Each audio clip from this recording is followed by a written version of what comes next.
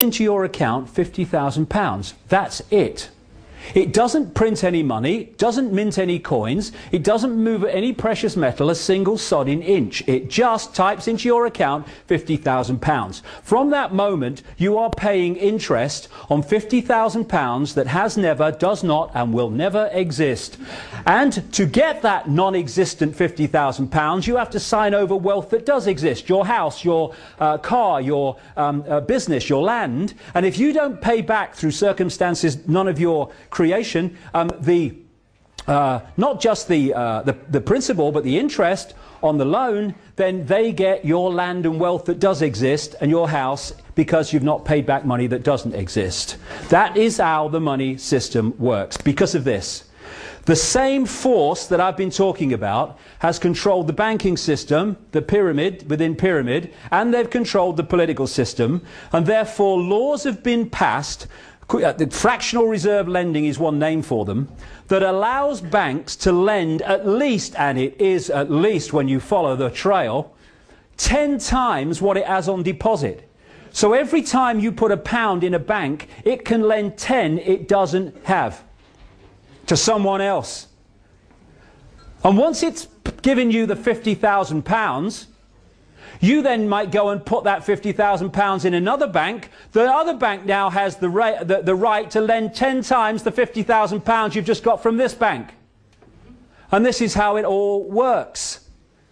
Now, what's the difference between an economic boom, prosperity and all the rest of it, and a credit crunch, depression, economic depression? One thing and one thing alone, effectively: the amount of money in circulation at any time. Who controls that? The private banking cartel, on their decisions on how many loans to make, called credit, which theoretically puts buying exchange rate, means of exchange into circulation.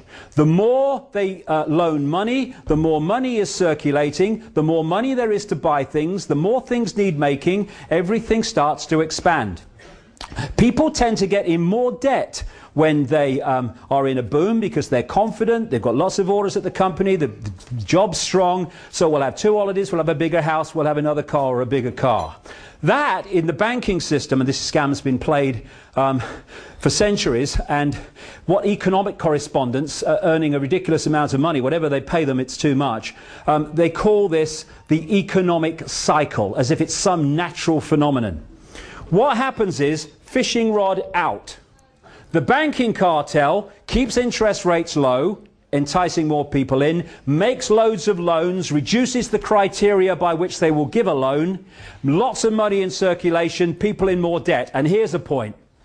You know, when you go for a loan of £50,000, the bank creates, at least in theory on your computer screen, £50,000. That's it.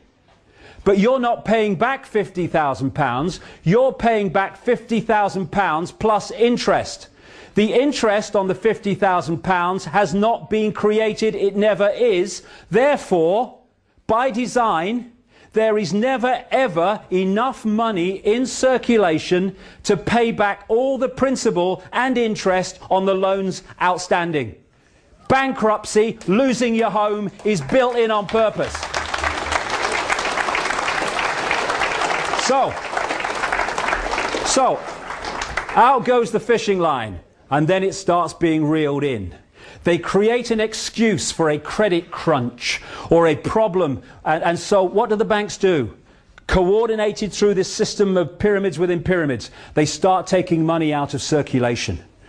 They raise the criteria for giving loans out, which they are now. They raise interest rates, or whatever they need to do to take money out of circulation. Now, as they take money out of circulation, there's even less circulating to pay back all the debt that was created when they put loads of money out there, so people start in massive amounts losing their homes, their jobs, their businesses, their land, their possessions.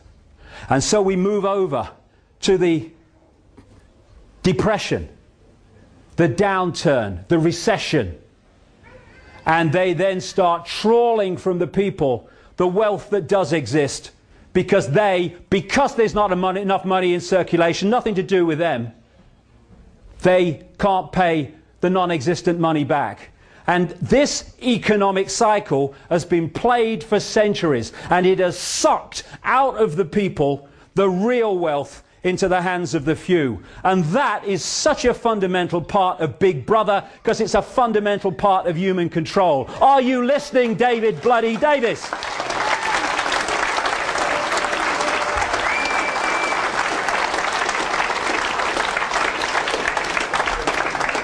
I'm sorry if I'm going on, but you've come so far. I want to give you everything I can today, because all these things connect and we need to know about them.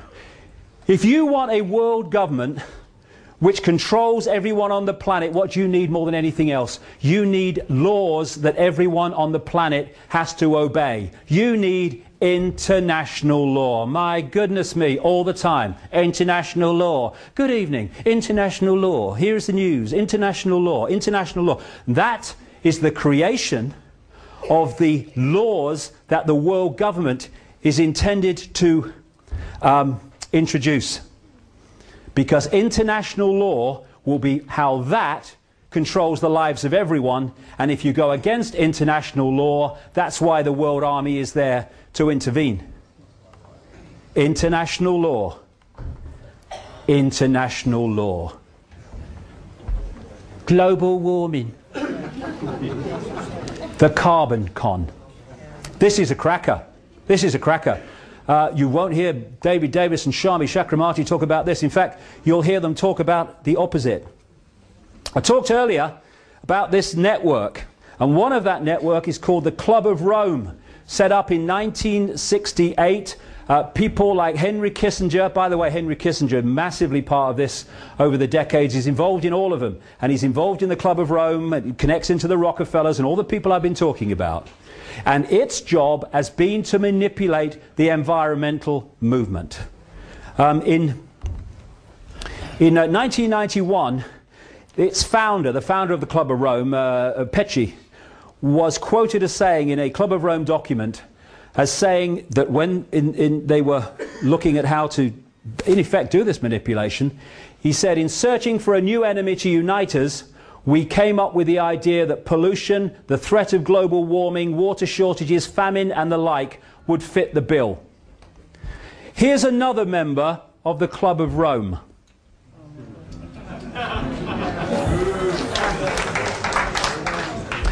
And that's why the official story of the reason for climate change, carbon emissions caused by humans, is as much a nonsense as the official story of 9/11. It is a problem, and the solution is international law, more and more taxation to save the planet, more and more imposition of the Big Brother state to save the planet. Now, I'm not saying that pollution's a good thing. Not saying that. But if we're going to get streetwise, we need to understand that it's not causing climate change. Well, I mean, you know, having researched this for nearly 20 years, there's a little thing you start to learn about this guy, Al Gore. If he's involved, it's a scam. End of story, by the way. End of story, by the way. It's a scam. And of course, for his Inconvenient Truth documentary, let's just redesignate what documentary means on that criteria. He was given the Nobel Peace Prize and the Oscar. Why? Because this network controls that. They don't control every Oscar and all the rest of it, but if they need someone to get one, they can make sure they get one. Same with the Nobel Peace Prize. Kissinger won the Nobel Peace Prize. Bloody war criminal. They're giving it to Blair next. Yeah, Blair. So, what we've got as a result of all this manipulation, Al Gore, is, you know if it's a scam as well, because Madonna's on the stage singing about it, right? This is the Global Warming Survival Handbook, going with the Live Earth concerts, orchestrated by Al Gore. David de Rothschild wrote that. Very good. I'm sure they care about the planet, as they're lending us money that doesn't exist and trawling the wealth as a result of us not paying it. Now, there's a thing they say about computers. Crap in, crap out, right? If you put garbage into a computer, you get garbage out. That's how the computer models came up with global warming. international law